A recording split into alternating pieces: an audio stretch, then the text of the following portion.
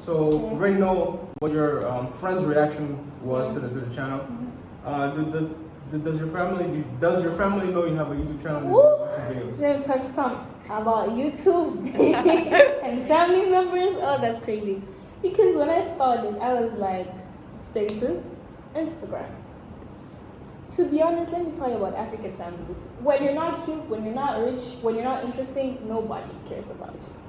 And for some time, I was not cute, I was not interesting. I'm broke still, so that didn't change. So like, nobody really cared about me. Everybody was living their lives.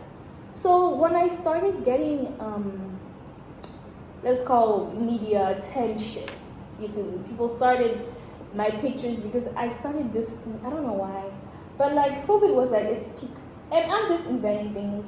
I got a card for the first time. I was like, let me promote. You got a card? Card, as in a card? I don't even have a driver's license, but like a card. And then I was like, you know what? Let me just try something, experiment. So I paid promotion one of my posts, and that goes crazy. Wait, you paid promotion? Yeah, paid promotion. Instagram ads? Yes, okay. For my post. It has like 600 likes. Not a big deal, but when you see the interactions, the views, 15,000. So I know a lot of people saw that, and I was like, so that's when you started following family members, cousins, everybody's like, and now we want to know what's up. Yeah. So if this is, because people think, us as human beings, we think if this is the preview, I want to see the whole movie. Exactly. So everybody is now trying to watch it. So this was the same time YouTube started. So YouTube starts, and my little cousins, because those are the ones that starts, that like posting you and trying to see what was going on. So suddenly a cousin of mine shows his mom. And then one day, my mom calls me. This is how I knew. I didn't know they were watching my videos, but I always had caution in the things that I post, because I'm like, if they do, if I don't tell you, I don't want you to find out through YouTube, because that's embarrassing. So like, I get a call from my mom, and on the background of the call, I hear my voice. Oh my god! So I'm like, yo, what's going on? And she's talking about some completely unrelated thing. Topic in the conversation in the call. So I stopped whatever she was asking me, and I was like, is that me? And it's like, yeah, I'm watching your video. Tia no sé qué post pero assistir, and I'm like, ooh, okay. And then from that onwards, every time I posted my video on my my status, to the family group, that's where it would be sent. Somebody would have gotten it and put it in the family group, and then my grandparents watch it. Everybody, I'm not saying everybody watches it, but once in a while, somebody goes and checks what's going on. Yeah. So there wasn't a bad reaction. They were just like, you should be careful on what you post. Yeah. This is your live attention. And things might happen, like people are gonna watch you, think certain things about you, think how certain things about how you were raised, think about like things about who you are, make assumptions that are not true. You have to be careful, because when you put yourself out there, I'm not saying that all like content creators and media people should literally take action for what they did, and like sometimes bad things happen to them, and I'm not saying it's their fault, but when you put your life, when you make the decision to put your life on the internet, you have to be prepared for all the good things that come with it and all the bad things that come with it, because people creating assumptions is the least of the bad things they could do. They could put your image elsewhere, create things that are not close to the truth, and you should be prepared to that, like for that, because that's your life, and you decided to put it out there. The truth. And what was your or what has been your family's reception to the let's say taboo topics that you've talked about on your videos, such as the difference between playboys and okay, I get it. Because I feel like, honestly, I think that's brave. I wouldn't post. I probably wouldn't, because I would be concerned with, what are they gonna think? What are adults? What are my uncles gonna think? Yeah. And maybe that's something bad from my side. Maybe I should, as a YouTuber, I should feel free to express my thoughts. Yeah. But I think it is brave of you, for posting, especially because you're a girl and there's a certain way stigma that comes with what you speak. There's a certain way society views women, and you're, Oh, that video, funny story. That video, the thing about me is I'm not a bold person, but when I feel like something should be done, I will speak it. Like, I don't care. I think that's bold. But it's not bold because I know my place. I'm not gonna be like I said, later your camera position is wrong. No, like I'll find ways to gravitate toward that to like get to a point. But with that, I would be like, I don't want to post it. What if my mom thinks this, that? But I just woke up one day, it's like, you gotta start somewhere. You're growing up, post it. Post it. What is the worst that could happen. happen? Post it. So I posted. In fact, those were one of the first videos my mom saw. And she asked me like, what are these things you're posting on the internet? I was like, the people have to know. And that was it. Like, my mom never pushed my buttons anymore. She literally was like, what are those? I was like, people have to, because I have these conversations with my mom. I'm a person that again and again, I'm like, Mom, this is happening. Like, I really want to understand this, explain. Like, I don't get it. Why should women do this, women do that? And she explains, and I kind of understand her points. So sometimes these conversations I've had with her, but she's never clearly told me the difference. But it's something people comment and pretending that video, people think you're fighting and women suck, right? Two completely different things that I've analyzed from having conversations with her, having friends, having athlete friends. Like, you get these things. Yeah, I feel like you have this thing against athletes. Athletes, eh? She keeps mentioning keeps athletes. mentioning them. Oh, guys, those are a different breed Okay. on its own. Actually, I had a question about the YouTube thing. I wanted to ask if you ever like faced a bad comment or a critic and how you deal with them. Always. Oh, See, let me teach you something. Mentality. Like, if you think this is not gonna hit me, then it won't. It won't. Because, like they say, if you're on a ship and you're at the sea, and like Titanic, example, if the ship sinks, it's because water got into it. So if you want to sink, you're gonna allow other external factors to hit you with it. If you're grown enough at that now, if you got support, you feel like you're good, if you feel like you can float, then a little water is not fun. Like, you're gonna wipe it off, you're gonna keep moving, because like, don't allow these things to get to your head. Bad comments, yes, I've had a few, not on the comment section, but privately. Thank God, because these are family members. So then I'm like, hey, speak on this, speak on that. These are friends, speak on this, speak on that. I feel like you did this wrong, do it this way. And that helps.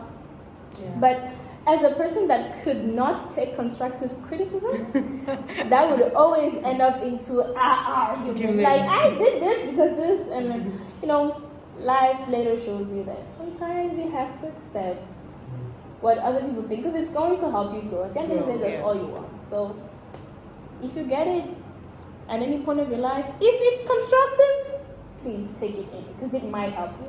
But if it's just criticism that is not going to go any forward, just shut up, take some time to yourself and think, like, should I allow this to keep me going, motivation-wise, or should I sink with this? Like, it depends on how you approach it.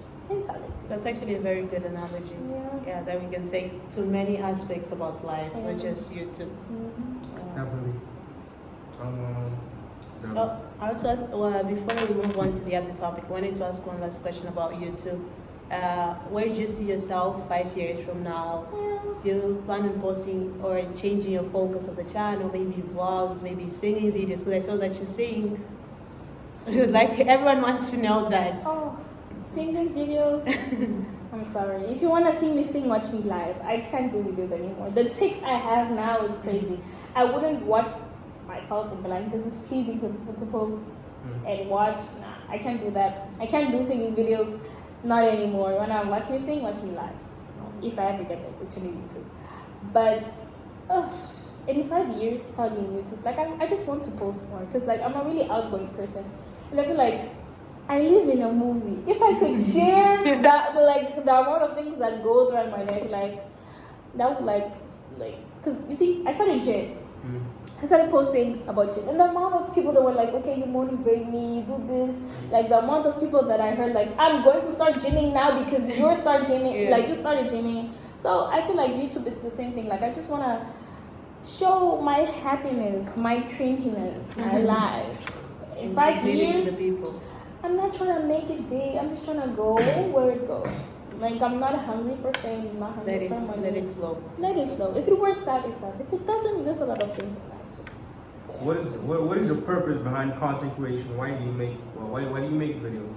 I make videos because I feel like somebody else is going to relate to it. Somebody is going to gain some knowledge from that. Somebody will need some entertainment from that. I'm not saying I'm a clown. I'm not saying I'm a clown. But sometimes I like making people laugh and making people comfortable and making the vibe. Sounds like you were a class clown. I was. I was. All my classmates. I can tell. Class clown, crybaby, same person. That's me. Like I was class clown. Well, not entirely because, I've had way funnier people in class. I'm not saying I'm funny, but like high school, there were funnier people. But I'm not saying I'm funny, but I'm funny sometimes. Do you think of maybe one day transitioning to podcasting as a form of content creation? Because I think you have a lot to say. You're very entertaining. We can ask you a question right now. You've been for the next 3 minutes. Yeah. So it's like, are you considering doing long form content? Like podcast? No. I feel like like podcasting. No, because simple answer. My perspective changes daily. Like I see something today as a certain way, and then tomorrow I'll be like, okay, that wasn't the right line of thought. This is. I'm a person that is constantly trying to change the way I think. Because sometimes I feel like, even though this is the correct approach, I feel like if I had thought differently, things would have gone different. You feel me? So like, podcasts, well, even like, I feel good because you're interviewing me. If I was to interview someone else, oh no, that wouldn't work out. That's the same thing I said. Yeah. It's just perspective as well. Yeah. But maybe you could change in the future. Maybe. Yeah. Who knows? I mean, she changed She's thoughts always every day, changing, yeah, right? changing. Maybe, but Maybe. nah. We hope so. I don't see myself. I'm excited. I wish you did that. Honestly, start a podcast. Podcast. That would be very entertaining. Podcast, you feel me? I know for sure. I like lives better. They end there usually. Because podcast people are gonna know what you thought. Oh, she thought like this? That's crazy. No way. Because you Andrew Taylor levels, you live on podcasts. I've never seen men that live on podcasts. That live on podcasts hours and they're like, yeah, I get something from this. And you're like, come on. I watch podcasts like, I used to be a big YouTube person, and I still love YouTube, but over the years, I've just spent less and less time on watching YouTube in general. When I was like 13, I watched YouTube every day, but now there's some days where I don't watch because I'm so focused on doing things in my life. And I'm not saying watching YouTube videos is bad. Please subscribe to the channel, like the video. But you're posting on YouTube. Yeah, but I still love it, but I haven't done much of it lately. And I think it depends on what you do on YouTube, you know? Because some people go there to feed out of other people's lives, like watching vlogs and everything. And others is to, find tips or something, getting help on specific things, motivational speakers like we're talking about. So it really depends. Maybe you just didn't, feel like, no, this is not my thing. I will go into podcast more, yeah. I've been more interested in podcasts, yeah. More interested in podcasts. Definitely. Want to transition into the scene? The singing, Yeah. no, we went to school now. Okay. Yeah. Okay. Your IDCCs. oh, Jesus. You did maths, Great. English first and second language, Mm-hmm. geography, economics, business, bio, and accounting. Yeah, I did. Clearly, you were a commercial student, I was a commercial student. and you said that you did not write your IDCCs because of COVID. Yeah, I did it. How was that experience? How were the exams? How were the students assessed? Well, for May, June, I did economics, business, English second language, and something else I'm currently forgetting. I don't remember what. Was it you? No, Was it Portuguese. business? no, I didn't do Portuguese. And business. Fun fact, they were explaining us how the predictive system was going to work. So it was based on your grades previously, as in your quizzes, your long tests, your exams, and they would compile it, give it to Cambridge, and they will magically make out a grade for you. So magically, because it didn't make sense. So I withdrew economics because, let me be honest, I wasn't a good student at all. Don't follow my example at all. I was not a good student. my parents, in terms of academic life, my parents hated it. They were like, it's the point where when grade 11 got there, like when I got to grade 11, my parents were like, you decide what you want. Because I wasn't a good student at all, and they were like, if you want to do this, great. If you don't want to do this, also fine. You decide what you want with your life. We're tired of telling you what you should do. If you don't want to do it, that's good for you. But this is where we end the cycle. If you want us to pay for exams, we will pay. But if you ask us to pay, it's because you are going to study for the exams. So now they gave me an ultimatum, because when African parents tell you if you don't want to do it, that's not even an option. They just tell you for the sake of conversation. That's not even the truth. So I had to write it. So I did economics because something about teachers getting into the hands of parents. So my mom was just focused on how economics, I should have done it in major because it was easier apparently. Because of the predictions. No, that was before. That was 2019, going 2020, writing the exams in this case. I don't understand. I'm signing up for the exam. Not 2019, 2020, early 2020. I'm signing up for the exam. Not yet written it. Not yet. I was just explaining how they do it and how they put it in vision for you to write it and how they slide it into your parents' vision. So they drew up into my parents' form in such a way that they were like, okay, if you want to write it, this is the way you should, because that's the way they told them, like my teachers. So I withdrew economics, that's why I wrote it in October, November. And for the rest of the predicted grades, which didn't really make sense in the system, was because your teachers would put up the grades they think you should get, send them to Cambridge, and they would like magically make out a grade for you. So on Twitter, it was raging. It was May, June, I think it was August. Everybody was in a rage that I couldn't explain what was that. I use Twitter, but I have never seen so many people attack Cambridge the way I saw on that day. They were like, it makes no sense because in class you could have been good, like A, B. Cambridge would just magically decide that your grade is B, and that would be crazy because if you are a B student and if your teacher wrote like for example D, E, they would decide that your grade is an E. They would just make up, I don't know what system they used to make that up, and they would make their own grades based on the grades the teacher gave you. So everybody was like, no way, this is not acceptable. You should give us the grades that our teachers gave us. So then they decided to give us the grades our teacher gave us, like our teachers gave us. So at the end of the day, Cambridge didn't win, the teachers won. If the teacher wanted you to fail, you did. I had a classmate that did predict the grades and still failed. Like it really depends on how, like it really depended on how the world was going back then. Because since we were all locked down, that was the power of social media. Everybody was like, no way. I'm telling you, if it was to study, because essentially Cambridge works on a grade threshold. So if a lot of people are getting the grade, and let's say the passing score is 60, and if a lot of people are getting good grades in the exam they just wrote, they will decide that the test is too easy and push the passing grade to 70. So automatically, even though you studied, you're laid at a disadvantage because of what other people around you did. Because the test might have not been easy for you, but you struggled to get that 60%. But since it was easy for the others, they're gonna pass with a 17 years, you're gonna fail, literally. That's how they work. And since they work on grade thresholds, if it wasn't to be predicted and written, I don't even know what would that, like, I don't know, sincerely. That was a lifesaver in my life. Saver. Yeah. That was it.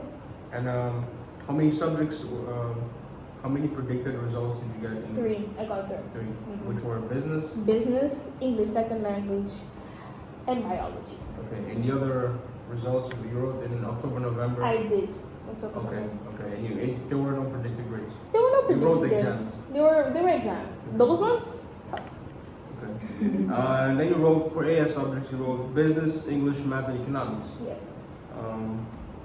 Why that combination? Well, after so many, after getting, I don't want to say yelled at, but after being tormented that you needed to find something in life because I getting into school, I wasn't, I want to be a doctor, I want to be a lawyer. I wasn't that kid. I was there for vibes. So my parents were paying tuition for vibes. So I was there for vibes all high school. So like my parents were like, you have to decide what you want. I just picked economics. I was like, and then fun fact, that was the subject I failed the most. I didn't even know. I was like, this, I'll pick it. Simply because the other subjects just seemed whack. As a grown-up, why would you decide to do geography? I'm not hating. I agree. I I'm agree. not hating. Why would you choose But geography? no way. So I did economics. Business because, let me tell you, everybody feels business is easy. And I got that mindset as well. Oh, it's easy. Oh my God, I'll just do it. I did it. And economics because I wanted to do it. But math and English was because having a conversation with my principal, he decided that it was compulsory. Shouldn't have followed his advice. I don't know. It shouldn't, because nobody should dictate what you want to do in your life. No matter what Cambridge rules are set. I know people that did not do math and English and still got like better grades. Well, I passed. I got good grades. I'm proud of my grades. But I just feel like if I had invested my time on something that wasn't really pressuring, like math or English, I would have gotten better grades.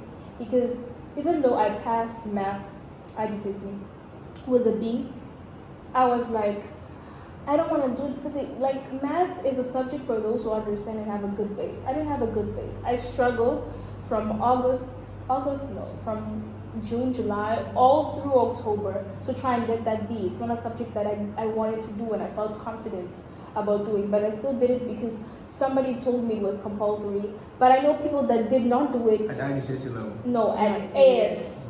Because in order, you need 5 IGCSEs to go to A level. AS. Yeah, AS. So if you should pick the ones you're comfortable doing. The truth is, you just need to do 4. 4 minimum, 5 maximum.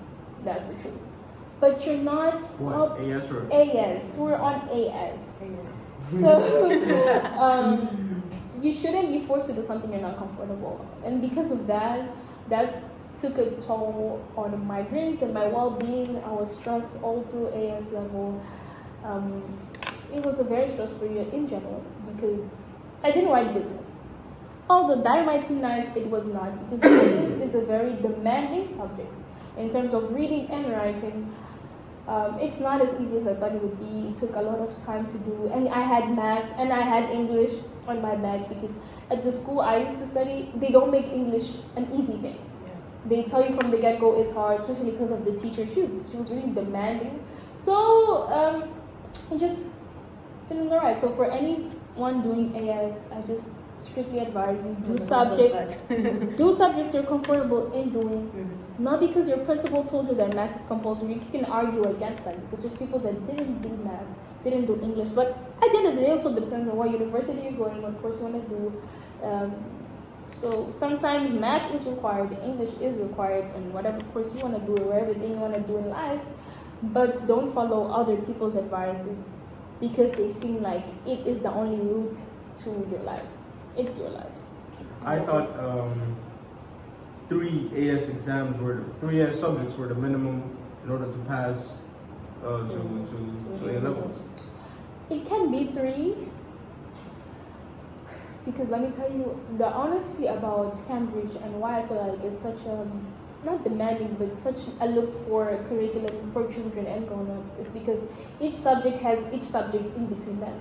So the things you're going to learn at English, at some sense, wording, you're going to find in math, you're going to find in history, you're going to find in law, you're going to find in economics. Like, there's subjects that go with each other, even though they don't seem like it. Whatever I got in business is the same I'm going to find in economics. And even economics as a course, you're going to get some business subjects. It's because even though business is a subject, they have branches too. So that's how it goes. And because of that, you can't limit yourself to do 3 ASs because what if you fail 1? Whilst you did 3, you need to be safe. Because minimum for A level is 3, maximum is 4. You have to be at a line where you're comfortable knowing that if I have one that I don't know, I can go with the other. Because even though for AS, I did all my subjects, for the school I studied in, there was the teacher that gave A-level English was not the same that gave AS English. Because for AS English, she had a very strong base. But for A-level English, well, a little shaky. So a lot of people did not do A-level English and would tell you, at this school, you don't do A-level English. So automatically, I was left with math. But if I had the option to get the same strong base teacher for English, I would have done English, you see. Like, it helps you have options. So you're not really stranded. But if you're good enough, I don't know, it also depends on your strength. If you're good enough to take 3 past 3 and go to A-level and do 3 past 3, then that's fine. I think the only disadvantage, I was looking at, I read a website. I think the only disadvantage of doing 3 AS subjects and then doing 3 A levels is that if you don't do the 4th one at AS, some universities require points, and by not doing that 4th one, you have lower points. That's also I think true. it's UCAS, something like that. UCAS. UCAS. It's UCAS. Not for the UK. Yeah, that's right. It's the universities Application. and colleges something system. Okay. Only in the UK? Well, the universities are in the UK. Because I think for America there's another one. For United States there's also common application, common app. Yeah, it's different for each. UCAS is like, let's say if Mozambique they decided that all the universities had to log in to receive applications, had to log into a system, and that system is UCAS. So in UCAS, it's the universities and colleges like application system. I think it's that. I'm not sure. So it's a system where you send application, you choose your universities, and the applications are sent for you to the universities of your choice. Universities also give details on the same system about apprentices, about jobs, about postdoctoral, about masters, a whole lot of things, like an information about university basically. And yeah, that's what UCAS is, I think, essentially. After having done A levels, economics, maths, and business, Yes. Having reached the highest level of secondary Education. Cambridge education, what is your advice to the people who would like to do A levels, who are thinking about doing A levels, considering it, and yeah, what's your advice to those people? Child. Well, if you don't want to follow it, don't follow it. But this is what I'm going to tell you. Don't stress too much. It's not that deep. It's not. It's not that deep.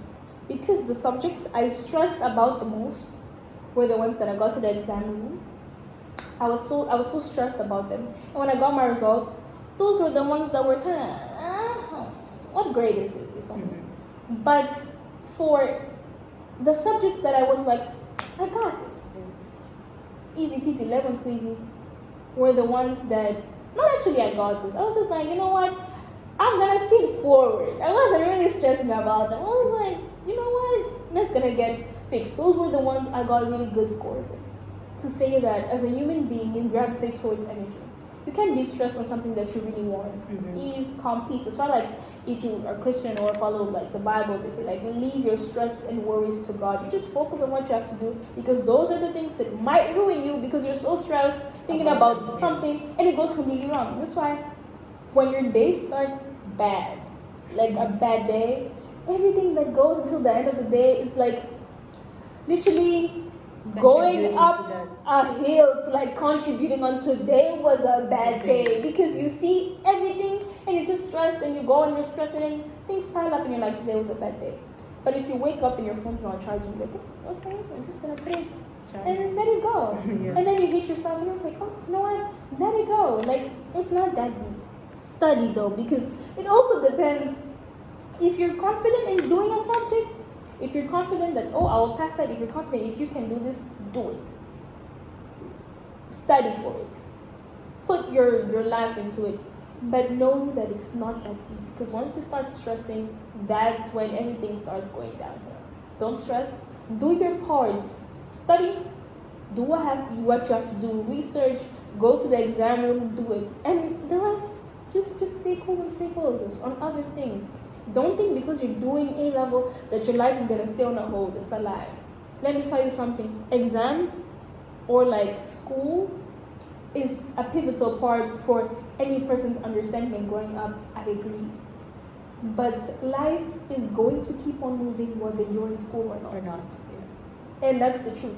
Because I know people that have been in Mozambique since I was in grade 12 till today. Grade 12 was at the start, in this case the end of grade 11, to like I finished grade 13, so like 2 years in Mozambique. And life kept on going, whether you were having exams or not, because a lot of people think what they don't prepare you for is because you think A level is just here. It's here. Like You put it on the things I'm putting, yeah, true. But the things I'm going through right now, if somebody told me, relax, A level is not even 10% of life. Because life is going to keep on moving and you have to keep on moving because that's how we're built. Because no matter if you're doing AS, A level, IGCSE, you're worked on your grades, you're focused on that, yes, but life is going to keep on going and you're going to miss pivotal parts of your life if you decide to stay locked and be like, I'm going to study. Well, if that's how you approach things, good. But you should know that parts of your life are going to evaporate if you stay in a lane and you don't focus on other things. If you're studying, enjoy time with your parents.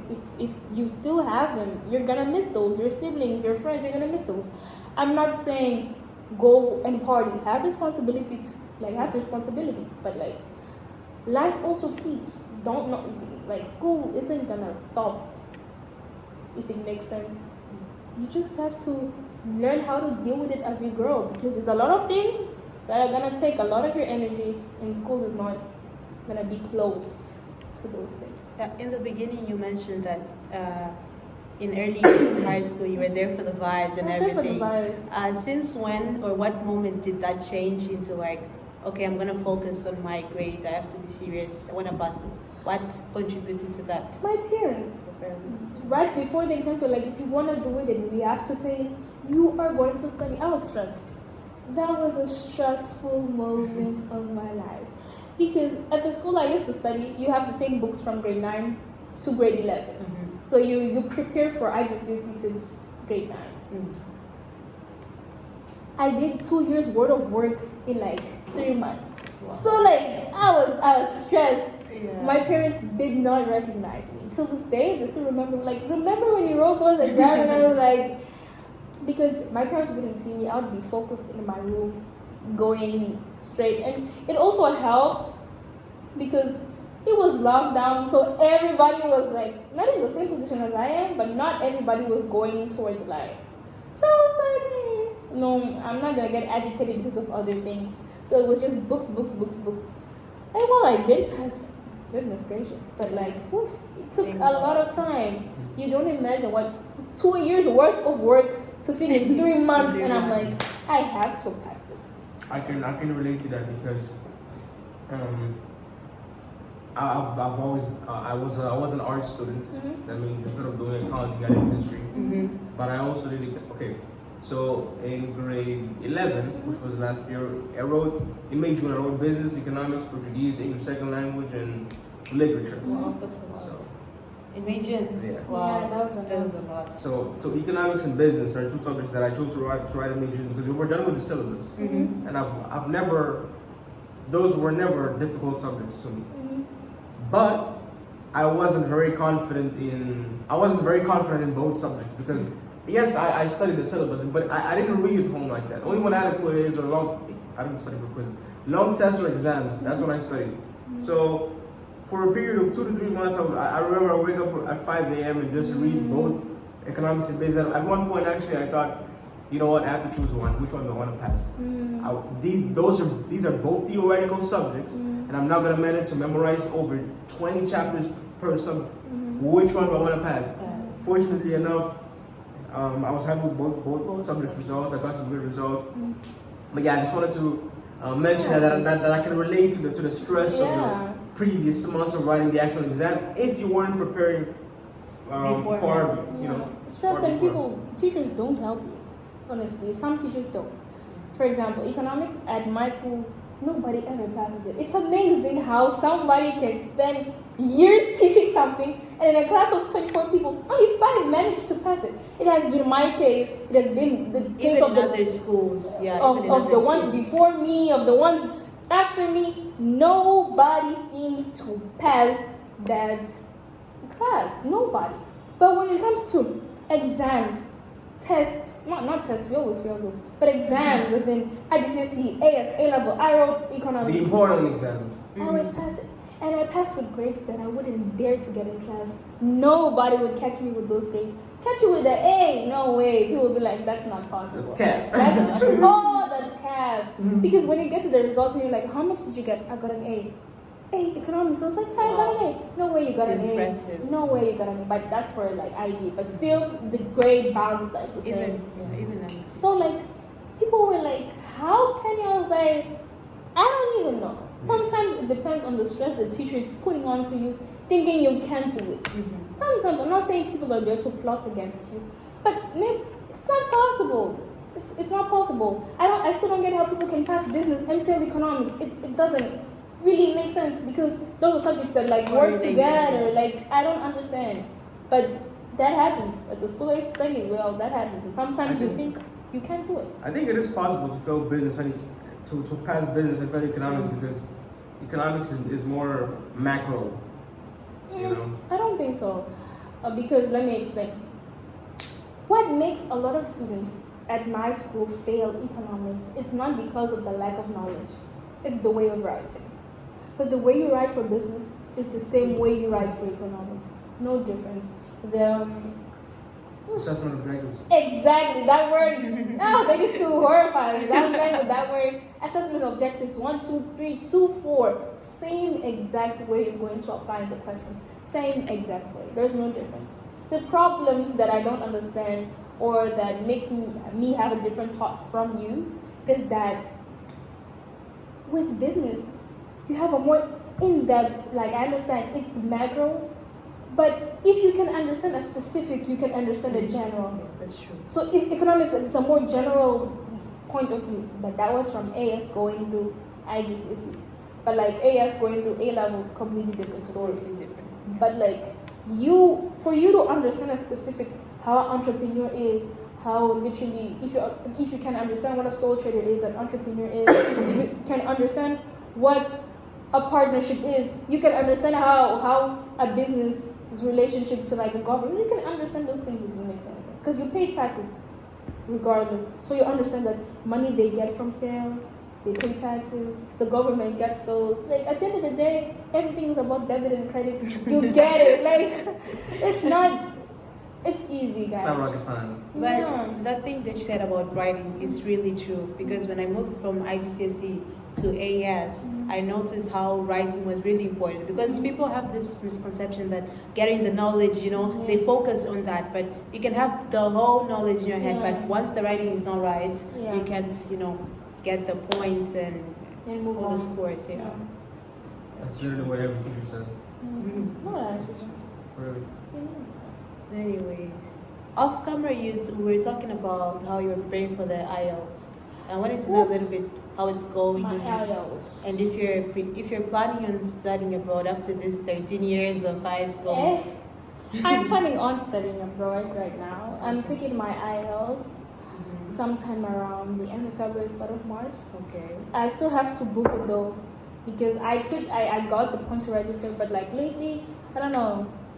I read the internet, something is not working right, and I can't understand why in general. Can you explain a little bit what are they for those who don't know what IELTS are? Oh, and what's the purpose of it? IELTS. Well, IELTS, like some people call it, some people call it IELTS, is basically a proficiency exam. So, because if you are Mozambican and you're from Mozambique, and you're born here, when you want to move to an English-speaking country, or you want to go to a university that speaks English, if they demand or require it, you have to give some type of evidence that you speak English. So basically this test is reading. Is it reading? It's writing, listening and speaking, if I'm not mistaken. So these are the basic things that can evaluate if a human being can understand fluently a language or not. So the band goes from 1 to 9, if not 0 to 9. So 0 to 5, from 1 to 6, 7, and from like 8 to 9, like you're fluent, you speak well, you have absolutely no problems, which might be the case of some people. So normally universities require a band of 5.5. So you're in a general IELTS score of 6. Same is for to get a visa, I believe. So a band from 5.5 literally means that for the 3 exams that you're supposed to take, you have to get a minimum of 5.5 and an overall score of 6. So if you have 4.5 in a band, you will have to retake it. Or any other measure imposed by the British Council, depends on how you're taking it. But honestly, don't underestimate it, but then don't overestimate it. And yeah.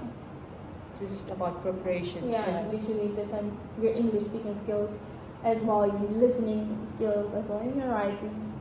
Yeah, that's Are you comfortable disclosing the countries that you intend on applying, or the continent at least? Europe. Europe. Literally. Yeah. Okay. And which course would you like to do? I would like to do economics and international business management as a first option, because you have to always have second options. And the second option is business management, because Okay. And what was your inspiration towards this course? Was it the subjects you did in A as an A level, or is it like something that you saw that intrigued you? after some time of doing economics, you start to like understand a little grasp, and you want to know how that specific thing works. And I just gravitated towards that, researching, and I started to like that branch a little bit more. And I was like, I want to do this. But also my dream, my wish as an individual is work corporate. I don't know. It's just I just want to work corporate for some reason for a few years. So What is that? work corporate is like working in big businesses, like big corporations. Okay. Yeah.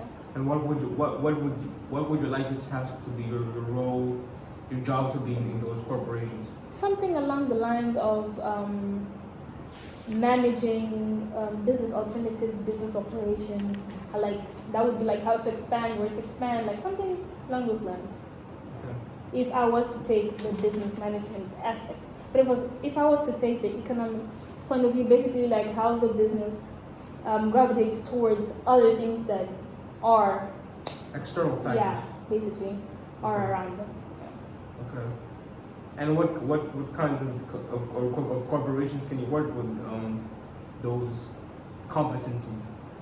Well, if you take economics only as a course, you can only work into specific places, which is a bank, 3 actually, a bank, a government, and be a professor, if you actually take your doctoral. But if you take economics in something other than lines, you have the skills enough to work in any business work environment, create your own business, and in work other than a business setting, all those 3 places that I mentioned before. So you have some options if you are good. But it is a course that, since a lot of people do it, you have to kind of shine, like you have to show your positioning. So what a lot of people would do is that do the course and directly do a master's that isn't really looked for, something that is lacking in the market, and that's where you get your shining opportunity to work in places that you would like to. In this case, if you want to get chosen, do the course, simple basic. But if you want to pick, then I simply advise you to choose a course, do the course, and then choose a master and perfect that. And then you will pick because you have the necessary skills other than the ones that you have to go forward. What about the corporate setting excites you? To be honest, I can't explain. It's a feeling because I worked as a nepotism baby. Basically, nepotism baby, which means that you were born in a setting with people that have some kind of influences.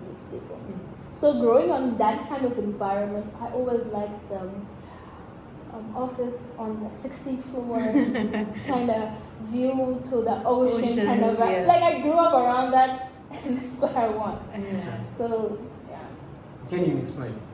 It's a feeling I can explain because I grew around that, and I always wanted to be that. And take that managerial role. Excuse me? And take that managerial role. Yeah, maybe. You've also participated in the Model African Union. Yeah. You won Best Delegate. I'm guessing. Yeah. Congratulations. Thank you. I'm guessing in Swazi, right? Yeah, it was in Swaziland. It's Okay. not Swaziland anymore. It's Eswatini. Eswatini. Yes. I apologize. Mm. What was the experience and what was it like working with people from another country? Competing. I can't put the. I'm sorry. Firstly, can you describe to the people, explain to the people what Model African Union is? Model African Union is the program we were going, but I'm part of the Model United Nations. So the Model United Nations basically depends if your school has one or not. It's a club where you model the United Nations, you model what ambassadors do, you model what diplomats do. And what is the United Nations? The United Nations is a group, in fact, that takes a lot of the pertaining matters in the world as a conjunct decision. So wars, pandemics, epidemics, it's like the whole world decides to sit down and work on those problems. Those are problems that arise and the whole world sits down and work. That's what the United Nations was built for. The representatives of each country. Yes. So the representatives of each country come down, sit down, work on a solution. Sometimes that happens in their own country, but allows other people to draw up and come up with solutions that might help them in the whole world. So the United Nations is that. When you model the United Nations, it's like you do a mini simulation of what it is. So the Model African Union is part of the United Nations. It's a group, a real group of the African countries that sit down, and before they address their problems to the United Nations, they sit down and they work out. Sometimes they go directly, sometimes they work on their own. But it's basically a group of African countries, in this case African Union, sit down and they work out through the problems. So because we were in a United World College, a United World College is basically, it's a school that has a lot of people from different parts of the world. It has the IGCSE curriculum from grade, I think, let me speak on the boarding because that's what I know, from grade 7 or 8 to grade 11 you do the Cambridge curriculum, and then from grade 12 to grade 13 you do the IB curriculum. So the United World College is a school based on differences and helps you as an individual understand about the whole other things that happen in the world other than yourself. So there's diversity, there's inclusivity, like it goes around and works on that. Normally these are big schools, and yeah, like it gravitates towards that. Because we were there, it is also, because it's also in Swazi, in Eswatini in this case, it has a huge toll on Africanism and how Africa should be. So that's why, that's the program they chose, that's what they looked for. So we spoke about problems in the African continent and how we could have solved them. Yeah. Interesting. And what was the experience like? Do you advise? Do you enjoy it? I do advise anyone, to people that want to speak publicly, have strong or like debating points, have strong problem-solving skills, have strong and also want to create researching capabilities, because it's going to help you a lot. Like you research, you debate, you work on problems. Yeah, it's also an inclusive. It's a family to those that, yeah, because you meet people, you get to know people, you conversate more with people, and literally people become your family. Because as myself, an example, I'm the president of the club at my school still, and because of this club, I got so acquainted with a lot of people that I would have never crossed paths and talked with. Those are people that today I hold deeply, like, dear in my heart. Baby's family, like it's a family if you make it one. But like I advise it to those that want to and have time to and really want to invest in something greater, because it really puts a step in your life as a professional. Because you could also do MUN at another level, like university level. Some universities still do that. Not only that, it allows your capabilities of speaking. You might get noticed, like your problem solving skills might be like let me put in a practical example.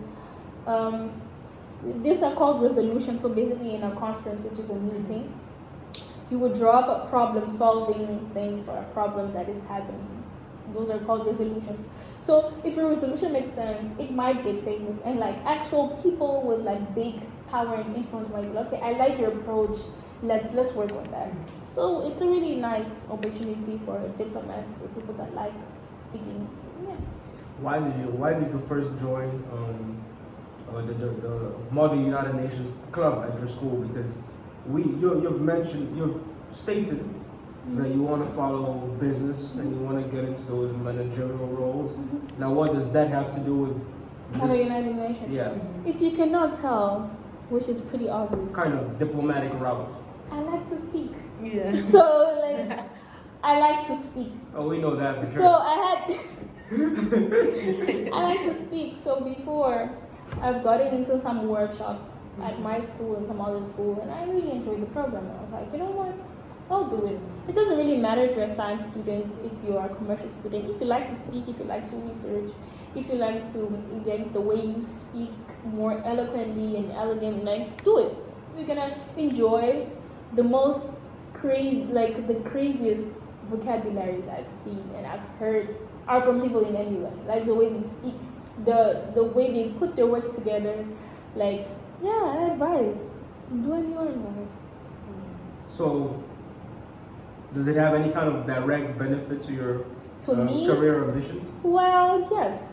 Because at any point of a job, you're going to speak to people. And if I'm taking a career as delegate as managing a corporation standpoint blueprint in the world, it's going to come to a point where people are going to want your analysis on some type of operation. How are you going to put that in words? How are you going to present yourself if you have no actual knowledge or training to do so? Or experience. It helps your vocabulary as well so much. So. Just to finish on the topic of school and MUN, damn, please don't tell me I forgot this.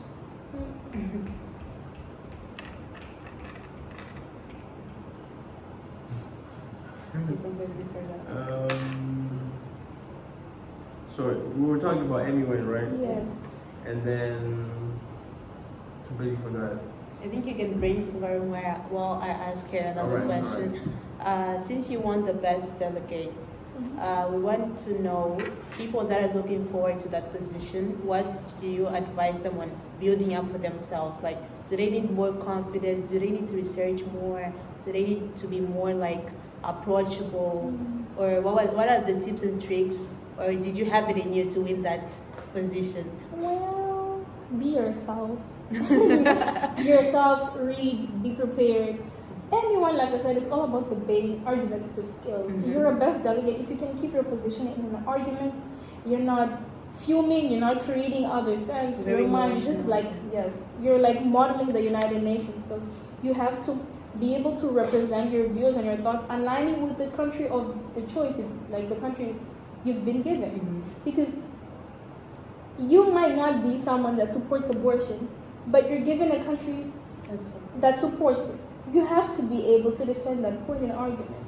Like if they're asking you things, even though you don't agree, you're supposed to step aside what you think individually and project the country's views into the argument.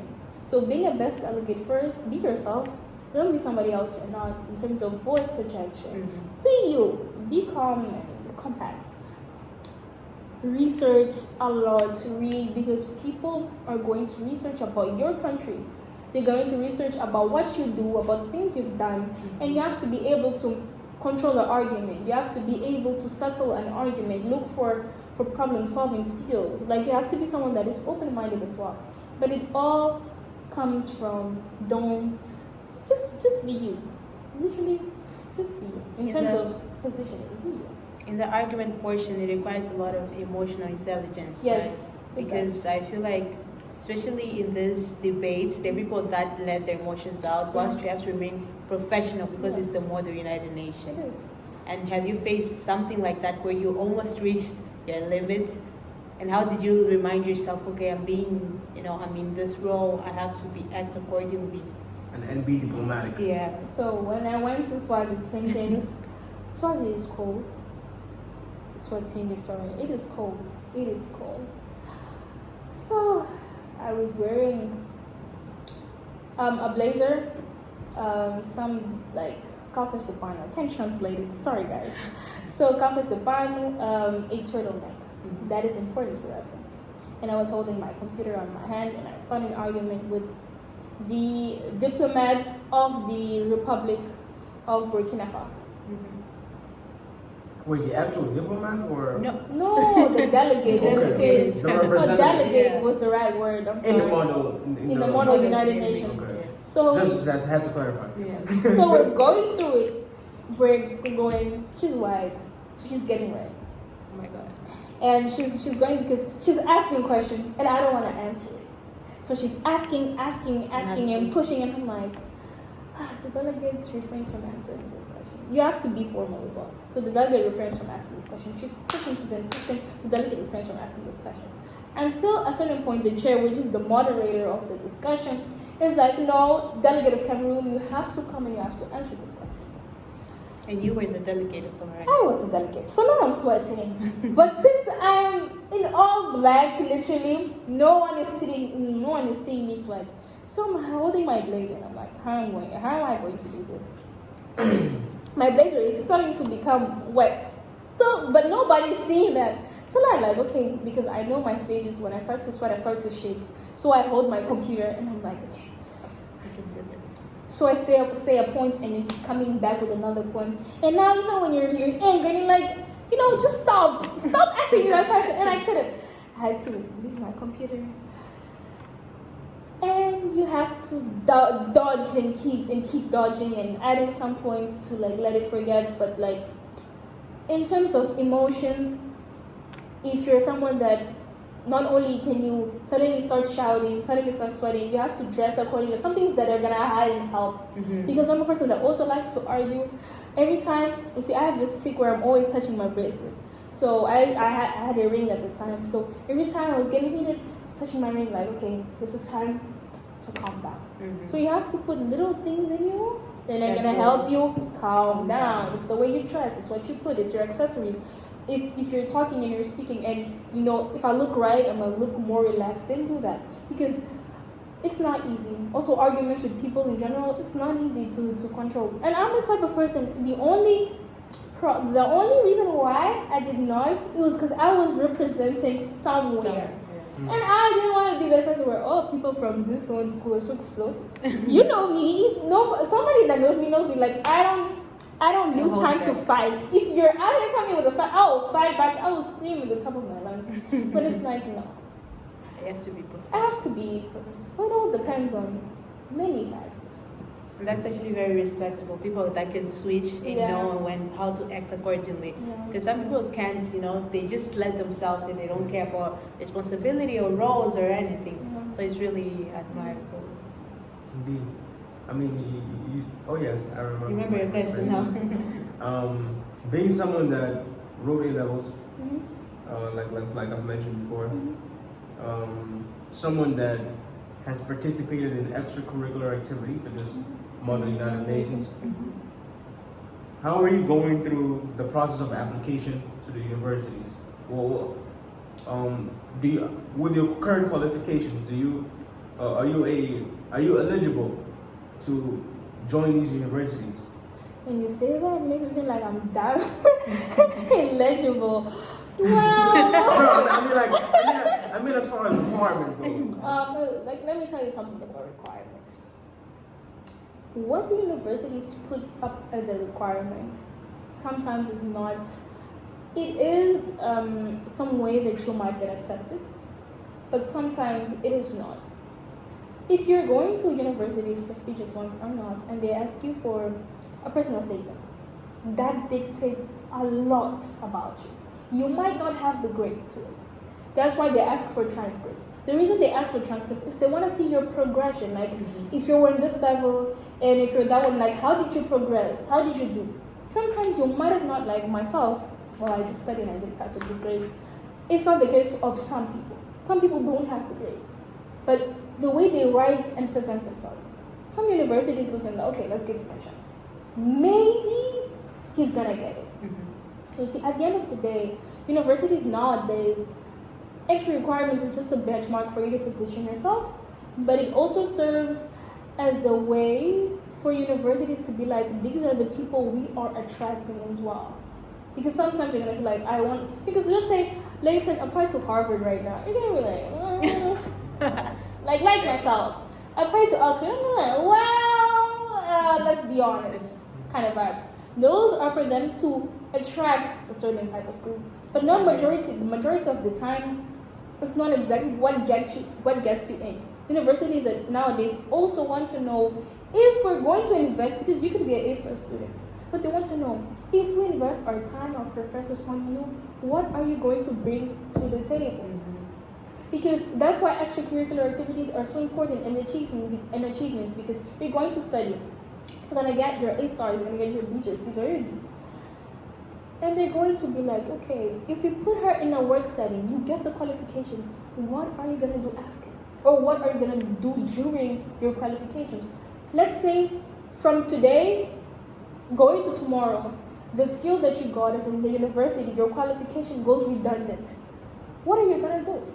Because even though it might seem that universities are only there to like chop money and do that, at the end of the day, that's why they also create extracurricular activities in them, because they want to know, like, about you. Some don't care. I'm not going to speak on all, but the ones that do care want to know.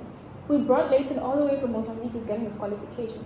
Other than him being a qualified physician, let's say, if tomorrow physicians don't exist, what will Leighton do? What skills have we provided, like, over this course of years that can allow him to transition to another one? I mean, yes, it's not only about it's about the grades, but it's also about yourself. That's why it's also really important to write a good personal statement, a good motivational letter, because that's what gets you in. That's the first impression that counts. Because if we're here and I like you, I like the way you speak, I like the way you are, and then I find out, oh no, let's say he's somebody that does alcohol, like heavy big time, but he's a good person. Your first initial thought is like, how can I help him out of this? Yeah. That's what universities think. Some of them, they're gonna be like, okay, he has this problem. He didn't pass math, but he defined himself so well. He got good grades in other subjects. Because they're also gonna interview you. We spoke with him, we liked him. How can we help him? This is not a problem. We're gonna allow him, and then they might say, okay, from today onwards, you have to take this class in order to get into this grade into this course before you start your first year. Like, it's about that too. It's not only about entry requirements. If I feel eligible, mentality. So yes, I do, but not all the time. It Okay. depends. Do you want to speak a little bit about the feedback that you've gotten from the universities, or is that something you don't want to talk about right now? Well, at this point, I haven't really gotten feedback. Because when you send your documents, they have to process your documents. So feedback in terms of positioning, not yet. Because they're gonna ask you for your. Let me tell you a funny story. I applied somewhere, like first of January, like 26th January. I got a response last week. And normally you would expect, oh, congratulations. No, they were like, you have to have another passport. So these are the things that I'm getting feedback on, because literally my passport ends at the day the lessons start. And they tell me, no, your passport has to have 6 months of validation after the classes start. So these are the things. I haven't really gotten a correct response like, yes, you are accepted.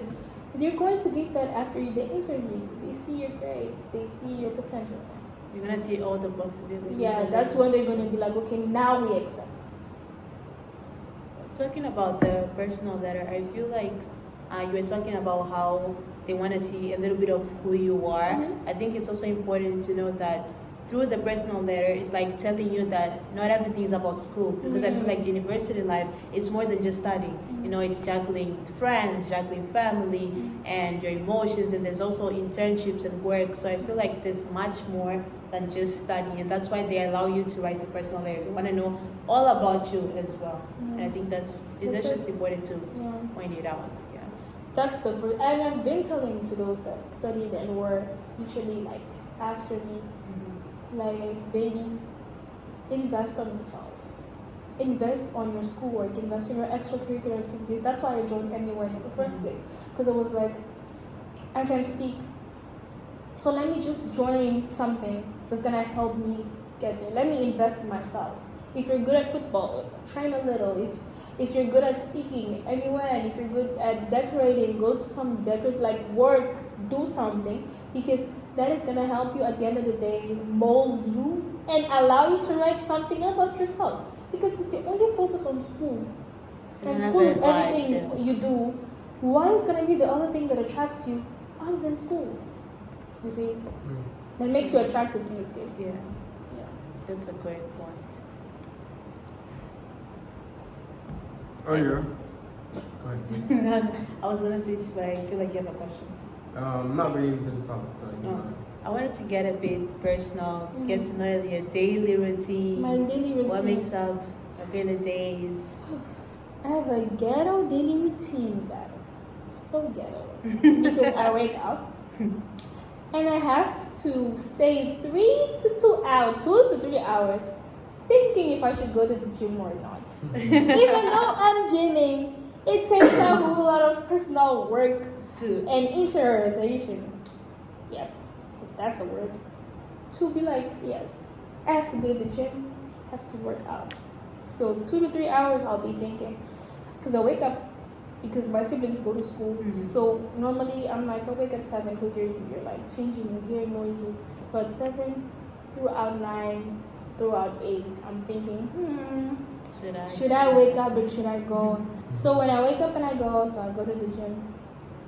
Gym. I come back home, take a nice shower, and all I can think about now is food. And I'm like, wow, what do I eat? So I eat. If I have nothing to do throughout the day, I'll just go around the city with my driver because I was just, okay, let me just pick up my siblings. Let me just go to school. I find this little things to keep myself, because when you're alone, this is the most boring phase ever, but still the most stressing phase. So you stay at home and you're like, you start thinking about a lot of things that are not in your power. So now you're like, what do I do? And then you stress. So I'm like, no, let me just take my mind off of things. And I sleep. Or if I'm not going anywhere, I dedicate myself to creating little hints of musical tracks that I live in the middle and then go to the next. So yeah. And are there any specific people, not only celebrities, maybe family members, who you look up to and they're your biggest inspiration?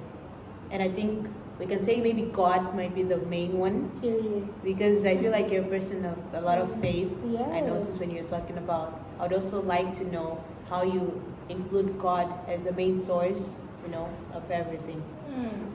Talk a little bit about your faith for the viewers to know. My faith for the viewers. Let me tell you something. People that are, a Christian is about waking up and going to church. Wrong. Don't. A Christian is about the faith. That's what defines us. Because a lot of people are going to romanticize the idea of God. That God only gives blessings. That God only does good things in life. That God only sends you the Holy Spirit. That God... No. If they send you to a battle, you're expected to find hardships. And God is that kind of person that in between the hardships, He knows.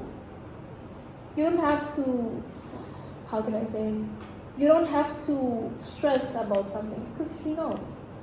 There's a conversation in this case, a prayer that you should be doing because you put the prayers towards God and let Him handle the things. But a Christian is not about the good things and the Holy Spirit and everything that comes pouring down and everything's fine, it's good. It's about those days where you don't feel like doing anything. Those days where you're crying and you're like, where should I turn to? That's where you turn to. And those days where you forget, because it's normal to forget. But as a Christian, you go like, today I repent and I know I forgot, so I go back. It's about going a certain way and then coming back. That's because it's not a linear line. You're not always gonna go trotting forward. It's about knowing when you're wrong and coming back. That's literally the relationship like I have with God, and I hope many that don't may possibly have one day. Is that you look to yourself and you realize that you're alone and you have no one to turn to if not God. Because people are gonna hate on you regardless. Usually your friends, your family, your boyfriend, even parents. I'm sorry, it's true. Yeah, it's true. But that's gonna be that one person of comfort that you sit down. You're gonna be like, this one gets me. And even if it doesn't seem like it, my life, like I said, my life is a movie because a lot of the things that I thought I couldn't, I could, and I could because I trusted. Yeah. And that goes for everyone. If you trust, really, it seems like nothing. You say like in a joke manner form, you forget. I hope that this happens to me. Just and then you take it as a joke and you keep going. Then one day they're gonna show you like you did the right thing. And you keep on going, and it's gonna work out. And literally, that's how it is for me. Do you think it's harder being a Christian nowadays, and how the social media takes it, and how they try to manipulate this idea of Christianity and religion? Honestly, I'm gonna get a lot of backlash. I feel like being a Christian nowadays is harder. Why do you say that? Wait, no, it's easier. It's easy. It's easier. A lot of people are gonna get backlash from that. It's easier because you know what's going on, and you can decide what I want to do and what I don't want to do. Back then it was hard because these things were made in like secret, like a secrecy form. You didn't have a lot of places that you could read, places that you could get your knowledge from. It's because back then people like could tell you 1 + 1 is 3. You wouldn't argue with it. You wouldn't argue with it. But nowadays you have places to look for, theories to set aside and understand, and it makes it easier because you decide your path. Back then it wasn't as easy as before because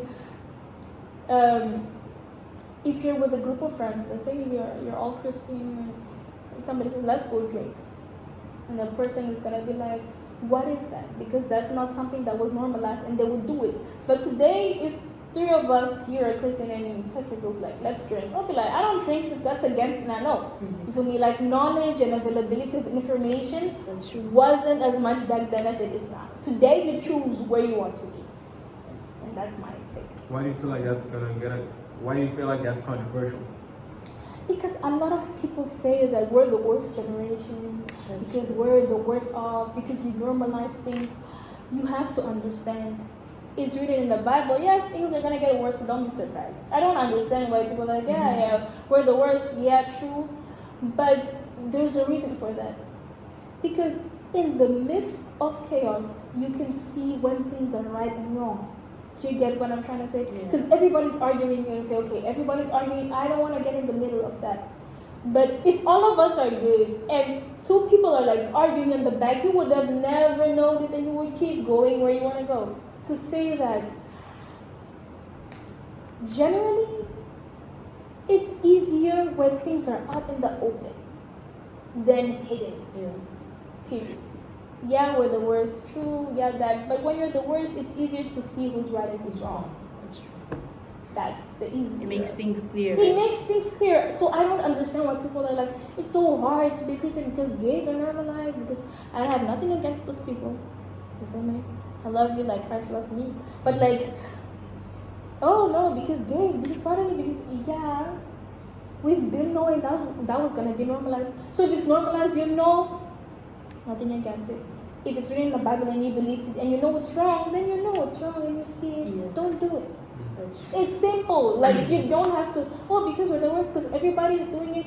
If it's normalized, don't join. Literally. You see the things happening before you. One thing is having it hidden and secretive, so then they can pull your strings and you're not knowing because there's no information about it. But you know. You decide to put yourself in those positions, or you decide not to put yourself in those positions. You have that choice on which path to follow. Yeah. It all depends on you at the end of the day. Things are getting easier to be seen, but harder to be controlled. That's the truth. That's a bar now. That's a bar right there.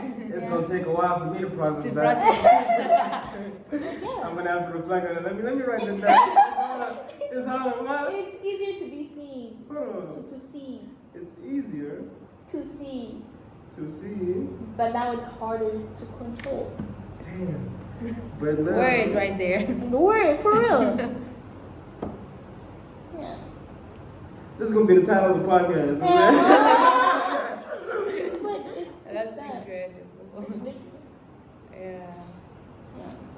It also depends on your upbringing too. So. Because back then, it was easier to control than hard to see. So that's why men, like, literally could hold their urges because it was harder to see. Like, normally, like we're saying, normalize things. Women now dress more openly, and that wasn't a thing. So it was hard to see a woman dress openly, so it was easier to control yourself. But now, it's easy to see women dressed openly, so it's hard to control yourself. Because now you want everything, you want to do everything. It goes along those That's points. actually a good quote right there. Yeah, that's very, very good. Bars. Bars on the Action Podcast. Subscribe. And where can people find you? Your Instagram, can you leave it out there? I can. It's Malkya. I don't remember. It's Malkya. That's because you haven't been uploading in a while. That's why. We're waiting for the videos. Malkya, I think it's an _ Diaz, Yes. I think. But at any case, you could just type my musical name. It's Malkizi, but spelled Malkzi. You're gonna find me MALKZII. And what can people expect from you now, as far as content, as far as music? What can people? What are you looking to produce? What are you working on? Guys, no pressure. No, don't pressure me because I've had a lot of people like, you don't release songs anymore. You don't post videos on YouTube anymore. I'm like, yeah. But music is a different aspect for me because I was kind of on an ultimatum, which I can't really brief. But I was kind of on an ultimatum. And I had to choose between peace or war. So consequently, peace was dropping my musical career for some time then until I fixed that. But since now I chose violence. Because you choose peace for so long and it's like nothing is going forward. You choose violence.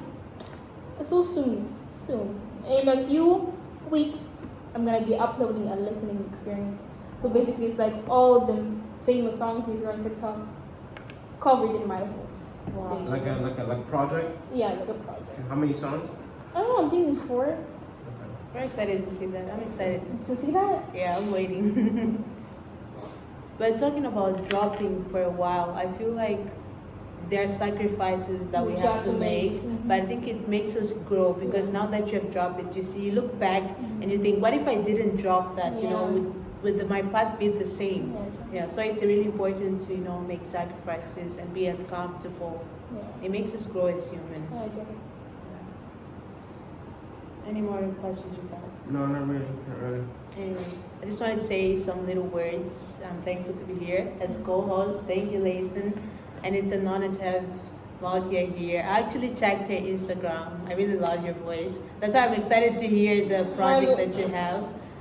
And it was a really great experience here at the Accent Podcast. I hope we have Malkya more because she has a lot more to say. Do I? By we, you were implying that you will be here again. I'm expecting to be a guest again. Okay. But yeah, those are the few words I have to say basically. Well, thank you first and foremost, Malkya, for being here.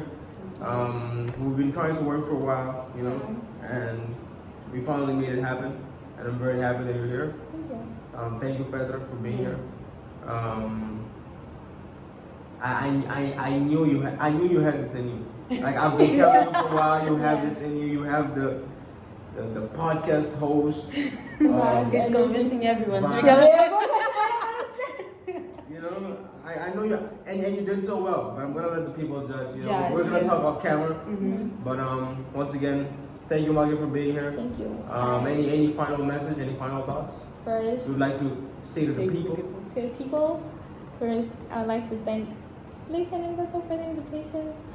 I would like to say that never give up on your dreams, even if somebody else is trying to, tingle your strings. The devil will not win. I'm sorry. That sounds too much. But don't let anyone try to step on what you want to do. I also would like to congratulate you guys on the work you've been doing. Keep going. Thank you. Yeah, and this is the start of many. Don't judge. Soon enough, we'll be like in a high buildings in New York City. In the skyscraper. Amen. Making this Amen. for you. In a corporate setting. Amen. Even in a Bentley, guys. Y'all know what it Just is. being truthful. So I really wanna send little kisses to everybody that likes me, everybody that doesn't too. So you still keep my views up. It's So important. The haters are important. yeah, the haters Engagement, the haters make you grow. They do. Literally. So They're there every day. keep doing that. But when you're hated, that means you're doing something right. Yeah. So like, thank you. Thank you. Round of applause. Yeah. Thank you guys for watching the podcast. If you guys enjoy watching today's podcast, give it a thumbs up. Subscribe to the channel if you'd like to watch our future content. Make sure you let us know what you thought of the episode. Did you like having Malkya on? Would you like to see Malkya featured in future videos? And did you like Petra's appearances and co-host? Would you like her to be co-host in future episodes? And let us know what you thought of the podcast. I'll see you guys in the next video. It's all about that action. You're gonna edit the 1 hour. Hey, hey.